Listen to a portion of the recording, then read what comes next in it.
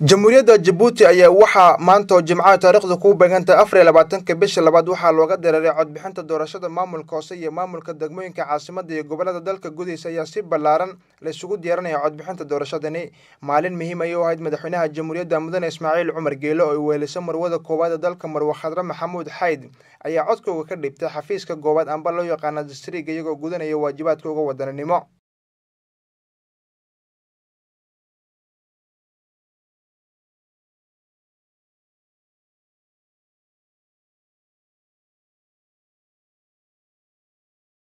waxaa xusid mudan in doorashooyinkani ay u tartamayeen guud ahaan 15 liist 8 liist oo ah isbahaysiga aqlabiyadda madaxtooyada marka magacooda loo soo gaabiyo loo yaqaan EMB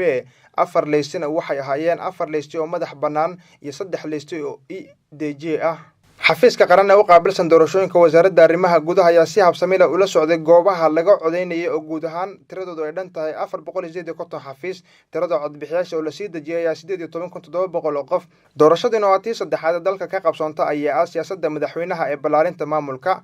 xubnaha xukuumadda ayaa sidoo kale codkooda dhiibtay waxaana ka mid ah ra'iisul wasaaraha jamhuuriyadda mudane Cabduqaadir Kaamil Maxamed, gudoomiyaha baarlamaanka mudane Maxamed Cali Xumad, wasiirka madaxtooyada qaabilsan maalgashiga Cali Geela Abubakar, wasiirka arrimaha gudaha mudane Xasan Cumar Maxamed, wasiirka garsoorka Muumin Axmed Sheekh, wasiirka miisaaniyadda Boode Axmed Roble, wasiirka maaliyadda mudane Ilyas Muuse Dawaale, wasiirka gaashaandhigga mudane Cali Xasan Bahdoon iyo mas'uuliyiin sare oo isugu jira bulshada iyo rayidka oo waajibaadkooda wadaninimo gutay. cod dhiibashadu waa waajib saaran muwaadin kasta.